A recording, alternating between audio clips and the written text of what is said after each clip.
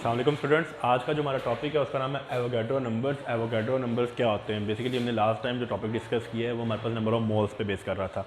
अब number of mole से ही आगे एक जुड़ा हुआ एक कॉन्सेप्ट है जिसको हम एवोगैड्रो नंबर्स कहते हैं। एवोगैड्रो नंबर बेसिकली एक साइंटिस्ट के नाम पे है।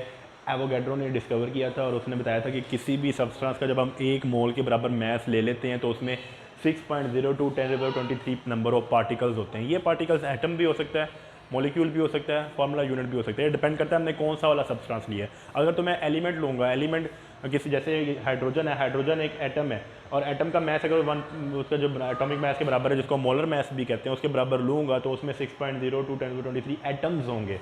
और अगर मैं किसी मॉलिक्यूल का मैस उसके फार्मूला मैस मॉलिक्यूलर मैस के बराबर लूँगा, जैसे वाटर है, वाटर का मॉलिक्यूलर मैस 18 होता है, 18 ग्राम किसके बराबर हो जाएगा 1 मोल के, तो उसमें भी 6.02 10⁻23 पार्टिकल्स ही होंगे। लेकिन ये पार्टिकल्स मॉलिक्यूल्स कहलाएंगे क्योंकि वाटर का जो स्मॉलेस्ट पार्टिकल है वो मॉलिक्यूल होता है।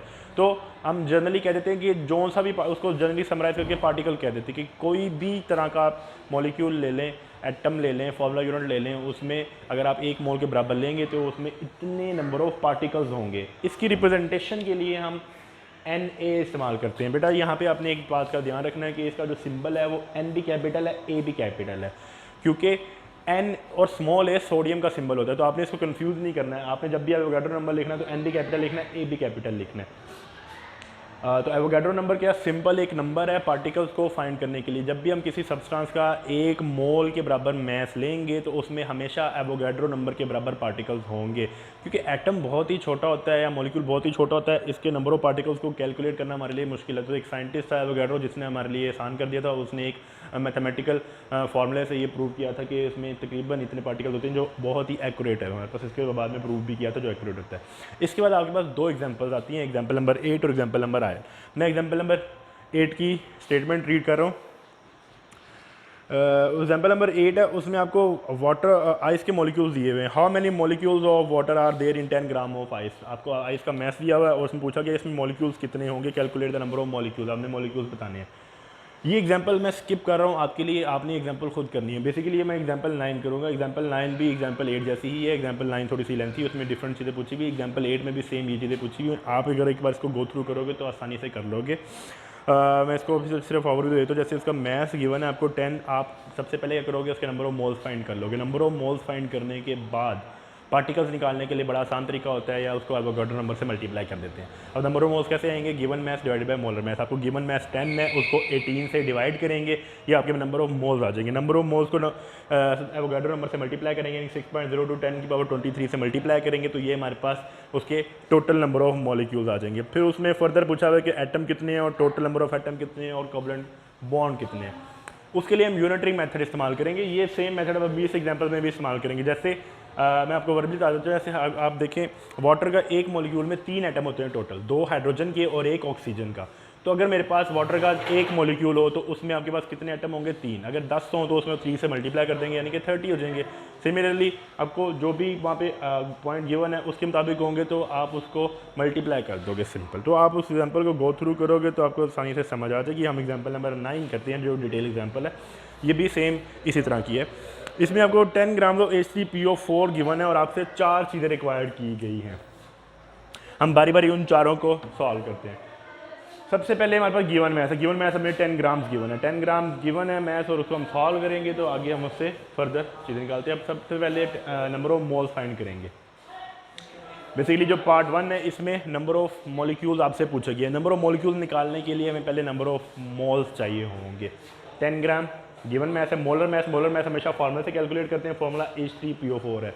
3 एटम्स है हाइड्रोजन के, 3 को मल्टीप्लाई कर देंगे 1 से, क्योंकि हाइड्रोजन का मैथ 1 होता है। प्लस फॉस्फोरस का एक एटम है, 1 मल्टीप्लाई बाय 31, फॉस्फोरस का मैथ 31 होता है। Plus oxygen 4 multiply by 16।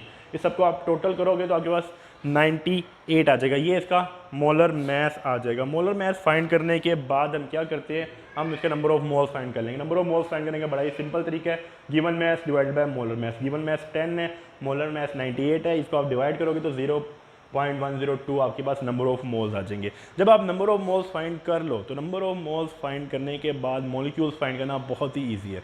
Number of moles को एवोगैड्रो नंबर से मल्टीप्लाई कर देंगे तो हमारे पास नंबर ऑफ मॉलिक्यूल्स आ जाएंगे। बेसिकली ये H3PO4 मॉलिक्यूल की फॉर्म में एग्जिस्ट करता है तो यहाँ पे मॉलिक्यूल्स आएंगे। अगर ये एटम की फॉर्म में एग्जिस्ट कर रहा है तो यहाँ पे नंबर ऑफ एटम्स आ जाते हैं। हमें मॉलिक्यूल्स चाहिए तो हमने उसका एवोगाड्रो नंबर से मल्टीप्लाई किया, जो हमने नंबर ऑफ मोल्स निकाले थे उसको एवोगाड्रो नंबर से मल्टीप्लाई किया। मल्टीप्लाई करने के बाद हमारे पास ये आंसर आ गया। ये जो आंसर है ये हमारे पास क्या है, ये नंबर ऑफ मॉलिक्यूल्स हमने पार्ट 1 अटेम्प्ट कर लिया, यानी कि नंबर ऑफ मॉलिक्यूल्स हमने फाइंड कर लिए। सेकेंड पार्ट में वो कहता है number of positive and negative ion in case of complete ionization dissociation in water. अब हमने क्या बताना है कि पॉजिटिव आयन कितने होते हैं और नेगेटिव आयन कितने होते हैं। पॉजिटिव, अब इसकी हम एग्जांपल लिखेंगे। एग्जांपल लिखने के बाद देखिए आपके पास एग्जांपल है H3PO4 फॉर्मूला। ये डिसोसिएट होगा, डिसोसिएट का मतलब है ब्रेक हो जाएगा। ब्रेक होने के बाद हम इसको बैलेंस करेंगे, हाइड्रोजन आयन बनेगा और PO4 3 नेगेटिव आयन बन जाएगा। यहाँ पे हाइड्रोजन कितने 3, तो यहाँ पे 3 से मल्टीप्लाई कर देंगे, सिंपल हमारे पास ये आ जाएगा। ये हमने डिसोसिएट कर दिया, ये पॉजिटिव और नेगेटिव आयन में डिसोसिएट हो गया हमारे पास। जैसे आपकी बुक में भी ये पेज नंबर 15 पे लिखा हुआ है, ये डिसोसिएट हो जाता है। डिसोसिएट होने के बाद हम बैलेंस केमिकल इक्वेशन में उसके नंबर फाइंड करते हैं, पॉजिटिव या नेगेटिव। बेसिकली यहाँ पे मैंने हाइड्रोजन के लिए किया है, जो फॉस्फोरस है वो भी सेम मेथड है, हम इसको यूनिटरी मेथड से करते हैं। H3PO4, एक मॉलिक्यूल H3PO4 का जब ब्रेक होता है तो वो कितने हाइड्रोजन आयन प्रोड्यूस करता है, 3। एक जब ब्रेक होता है तो वो 3 हाइड्रोजन आयंस प्रोड्यूस कर रहा है। जब 6.14 ब्रेक होंगे तो वो कितने प्रोड्यूस करेंगे, हम सिंपल इसको मल्टीप्लाई कर देंगे 3 से। ये सिंपल यूनिटरी मेथड है कि आपको एक के लिए वैल्यू पता है तो आप 10 के लिए फाइंड कर सकते हो। जैसे एक मॉलिक्यूल H3PO4 का 3 हाइड्रोजन के आयंस देता है, तो अगर ये 10 मॉलिक्यूल्स होते तो ये कितना देते हैं, सिंपल 3 से मल्टीप्लाई कर देंगे 10 को, यानी कि 30 हो जाएंगे। अगर ये 20 होते तो ये कितने होते, हम इसको 20 को 3 से मल्टीप्लाई कर देंगे, यानी 60 हो जाएगा। अभी हमारे पास इसके कितने नंबर ऑफ मॉलिक्यूल्स हैं, 6.14 10⁻23, तो हम 6.14 10⁻23 को 22 को मल्टीप्लाई कर देंगे 3 से, लाइक दिस। तो हमारे पास पॉजिटिव चार्ज आ जाएंगे 1.842, ठीक है। इसी तरह आप PO4 के लिए कर सकते हो। PO4 के लिए केस में रेशो 1:1 बन जाएगी। देखिए H3PO4 एक मॉलिक्यूल से एक ही आयन बन रहा है, 1:1 तो आपको यहाँ पे किसी से मल्टीप्लाई करने की जरूरत नहीं पड़ेगी, वो 6.14 10⁻22 6.14 10⁻22 के बराबर ही आ जाएगा। तो उस तरह आप उसका सेकेंड पार्ट भी कर सकते हैं। जो पार्ट सी है इसका मैं और रीड आउट कर देता हूँ आपके लिए। पार्ट सी में उसने क्या पूछा हुआ है, मैस ऑफ इंडिविजुअल आयन। आपने दोनों आयन्स का मैस बताना है। अब मैस बताने के लिए हमें उसके नंबर ऑफ मोल्स वाले फार्मूले से ही बताना पड़ेगा। बेसिक अब मैस बताने के जो फार्मूला यूज़ हुआ है वो नंबर ऑफ हाइड्रोजन आयंस, ठीक है, गिवन मैस डिवाइडेड बाय उसका जो मोलर मैस है, यहाँ पे आयनिक मैस होगा, मल्टीप्लाई बाय Na। देखो ये पार्टिकल्स हैं, पार्टिकल्स फाइंड करने के लिए भी हमने फार्मूला देखा था कि पार्टिकल फाइंड करने के लिए जो नंबर ऑफ मॉलिक्यूल्स हैं या जो आपके पास नंबर ऑफ मोल्स हैं उनको एवोगाड्रो नंबर से मल्टीप्लाई कर देते हैं।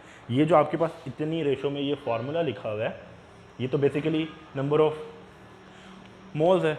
ये number of moles multiply by Avogadro number, ये किसके बराबर आ जाएगा, पार्टिकल्स के बराबर आ जाएगा। ये पार्टिकल्स हमने क्यों यूज़ किए, क्योंकि ये पार्टिकल्स हमने फाइंड कर लिए हुए हैं। ये पार्टिकल्स कितने होते हैं, ये हमारे पास अभी हमने फाइंड किया पॉजिटिव के लिए 1.842 10⁻22 के बराबर होंगे। तो ये हमारे पास पार्टिकल्स आ गए। इस आयनिक मैस, हाइड्रोजन का मैस हमें पता है, एवोगाड्रो नंबर ये भी हमें पता है, तो हम यहाँ से मैस फाइंड कर लेंगे हाइड्रोजन का। तो इस फार्मूले में वैल्यूज पुट कर देते हैं। नंबर ऑफ पॉजिटिव आयन कितने हैं, वो 1.842 10⁻23 हैं। मैस ऑफ हाइड्रोजन ये हमने फाइंड करना है, एवोगाड्रो की वैल्यू हमें पता है और मैस ऑफ हाइड्रोजन भी पता है। इस फार्मूले को रीअरेंज करें, रीअरेंज कैसे करेंगे कि ये जाके मल्टीप्लाई हो जाएगा और एवोगाड्रो नंबर आके डिवाइड हो जाएगा।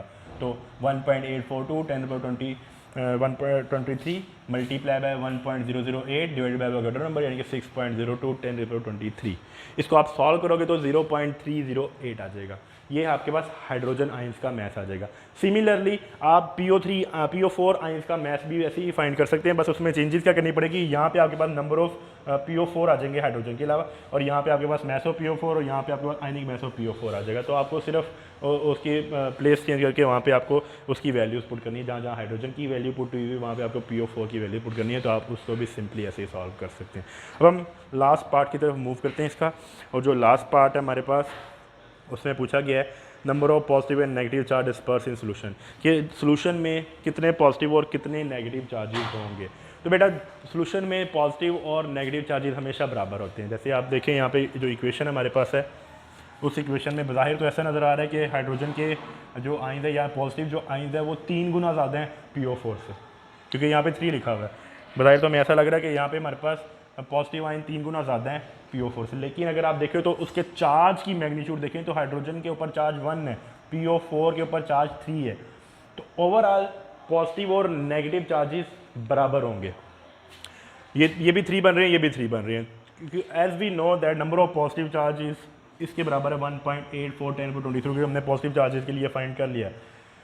पॉजिटिव चार्जेस और नेगेटिव चार्जेस हमेशा बराबर होते हैं, इसीलिए जो नेगेटिव चार्ज होंगे वो भी 1.84 × 10⁻23 ही होंगे।